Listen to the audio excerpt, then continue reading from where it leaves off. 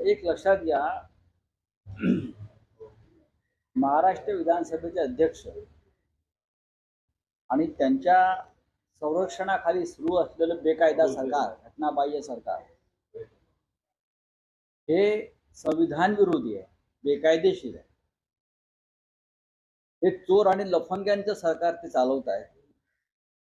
आणि त्या चोर आणि लफंग्यांना घटनात्मक पदावर बसलेली व्यक्ती जर संरक्षण देत असेल तर या देशामध्ये आणि या राज्यामध्ये काय चाललंय याची कल्पना न केलेली बरी. वारंवार राहुल नार्वेकर सांगतायत की विधिमंडळाचे अधिकार, हा विधिमंडळाचं सार्वभौमत्व सांगतायत ना.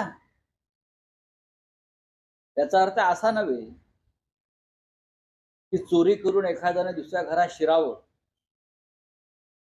आणि त्या घराच्या मालकानं त्या चोरांना आणि खुन्यांना संरक्षण द्यावं, असा या सार्वभौमत्वाचा व्याख्या होत नाही.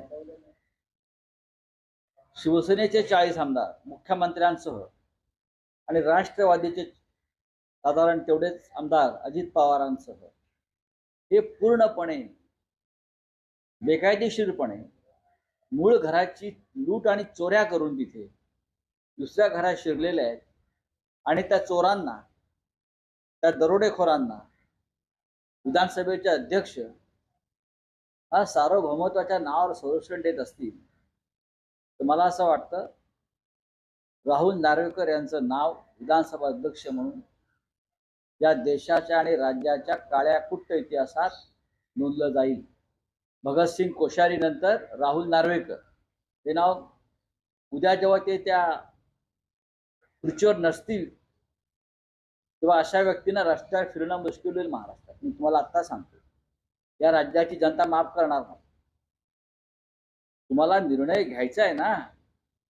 तुम्ही त्यांना फासावर लटकवायची आदेश दिल्लीतून आलेले आहेत, सर्वोच्च न्यायालयातून. सर्वोच्च न्यायालयानं सांगितलेलं आहे हे लोकशाहीचे हत्यार आहे. पण सर्वोच्च न्यायालयाने मर्यादेनुसार त्यांना बरखास्त करण्याचं काम हे विधिमंडळाच्या अध्यक्षावर ती जबाबदारी सोपवली. जसं मी मागेही सांगितलं की सर्वोच्च न्यायालय किंवा कोणते न्यायालय एखाद्या खुन्याला, हत्याराला फाशीची शिक्षा सुनावतं, मरेपर्यंत फाशी. पण फाशीवर लटकवण्यासाठी एका जल्लादाची गरज असते. न्यायमूर्ती त्यांना फासावर लटकवत नाही. ते जल्लादाचं काम करण्याची जबाबदारी विधिमंडळाच्या अध्यक्षाची. एवढंच मी सांगतो. आणि तुम्हाला 40 आणि 40 80 आमदारांना घटनात्मक दृष्ट्या फासावर लटकवावंच लागेल. तुम्ही कितीही पळ काढण्याचा प्रयत्न केला तरी या आमदारांची सुटका नाही, हे लक्षात घ्या मिस्टर नार्वेकर. नार्वेकरांच्या वेळापत्रकाचं जे आहे ही लफंगेगिरी आहे. नार्वेकर हे चोरांचे सरदार म्हणून काम करू इच्छितात की संविधानाचे रखवालदार म्हणून काम करू इच्छितात, हे त्याने ठरवायला पाहिजे. या महाराष्ट्राला चोरांच्या सरदारांची गरज नाही. या महाराष्ट्राला संविधानाच्या रखवालदारांची गरज आहे, बरं का. जसं चौकीदार चोर आहे तसे संविधान पीठावर बसलेले चोर आहेत असे म्हणण्याची वेळ या महाराष्ट्रावर येऊ नये. या विधिमंडळाच्या अध्यक्षाने आणि राज्यपालाने आधीच्या न्यायालयाचा इतक्या वेळा अपमान केलेला आहे की न्यायालयाने यांना रोज फासावर लटकवायला पाहिजे. बोलिए सर, आज सुप्रीम कोर्ट में आपके जो पिटीशन फाइल की गई है और एनसीपी की तरफ से, जयंत पाटिल जी की तरफ से, जो अजित स्पष्ट करने स्पीकर की भूमिका क्या हो सकता है उसमें? स्पीकर को 1 साल से सर्वोच्च न्यायालय ये निर्देश दे रही है, बार बार दे रही है कि आप निर्णय लीजिए तुरंत. सर्वोच्च न्यायालय ने कहा है कि ये शिवसेना के मामले में उनका व्हीप, उनका जो नेता जो है एकनाथ शिंदे, वो गैर कानूनी तरीके से उनको नियुक्त किया है. इतना कहने के बावजूद भी हमारे विधानसभा के स्पीकर निर्णय नहीं ले रहे. Time pass time pass time pass 1, time pass 2, time pass 3 serial बना रहे, वेब सीरीज। क्या है ये? बात ऐसी है, किसी भी हालत में 40 और 40 विधायकों को जाना पड़ेगा, बस ये टाइम निकाल रहे हैं। सर्वोच्च न्यायालय ने कहा है कि ये लोग जो है ये लफंगे है, लोफर है।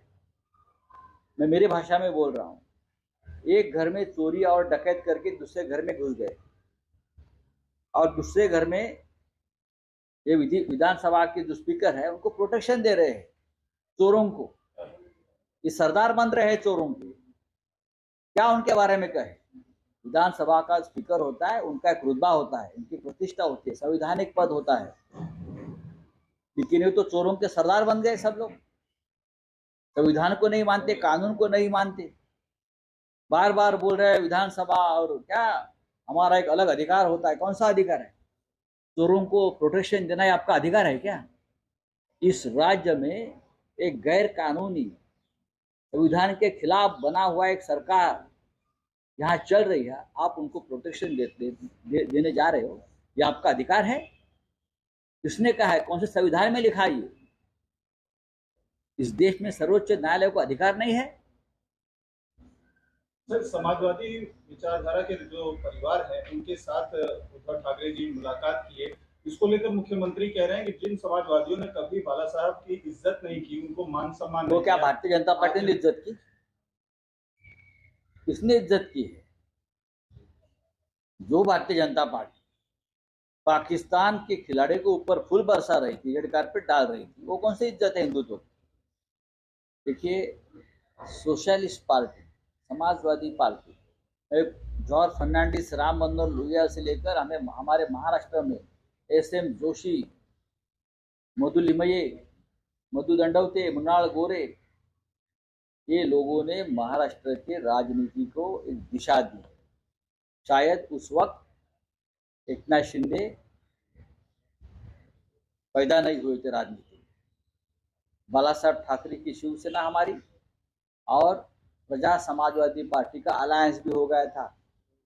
महाराष्ट्र के हर संघर्ष में शिवसेना के साथ प्रजा समाजवादी पार्टी के लोग कंधे से कंधा मिला कर रहे हैं।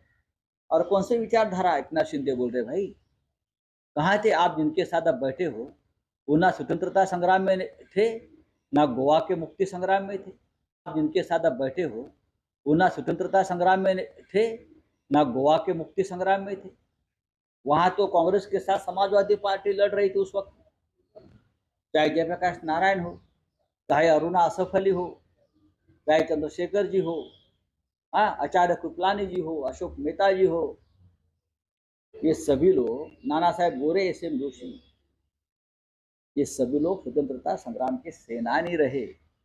आरएसएस की तरफ भाग नहीं गए। हम झंडा नहीं फहराएंगे देश का, ये नहीं कहा है लोगों ने। ये लोग जेल में गए, ये लोग शहीद हो गए। और गोवा मुक्ति संग्राम में तो राम मनोहर लोहिया की लीडरशिप में हमने काम किया है सबने। कहाँ थी बीजेपी उस वक्त? कहाँ थे आरएसएस उस वक्त? हाँ, गोवा मुक्ति संग्राम में लीडरशिप तो समाजवादी पार्टी ने की उस वक्त। राम मनोहर लोहिया हो, मधु दंडवते, मधु लिमये, और महाराष्ट्र से पूरे समाजवादी लोग और कार्यकर्ता महाराष्ट्र के वहां चले गए थे।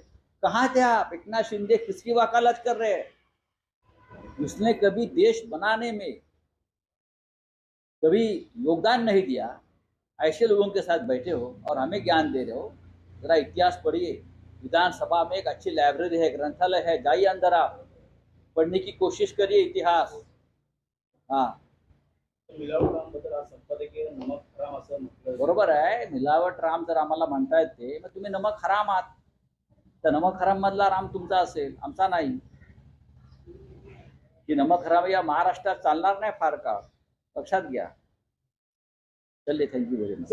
पक्षाचं नाव आणि चिन्हासंदर्भातील क्या समलैंगिक विवाह पर आज फैसला सुप्रीम कोर्ट किसके ने दिया। ऊपर? समलैंगिक विवाह LGBT सर, पक्षाचं नाव आणि चिन्ह संदर्भातील जी सुनावणी होती ती अनिश्चित काळासाठी आता पुढे ढकलण्यात आली. आपण याचिका दाखल केलेली नाही, त्याच्यावरती आमची कायदेशीर लढाई सुरू राहील. एक तरफ नवरात्रि है और बीजेपी फिलहाल जो टीएमसी की सांसद उनकी नीति महुआ हमला कर रही है। बीजेपी ने वुमेन्स बिल लाया है, नारी शक्ति की बात करते हैं, लेकिन जो नारी आपके तानाशाही के खिलाफ आवाज़ उठाएगी, आप उसकी बेइज्जती करते हो, आप उसके खिलाफ ऐसी घिनौनी हरकत करते हो कि मुझे लगता है कि आपको नारी सम्मान का कोई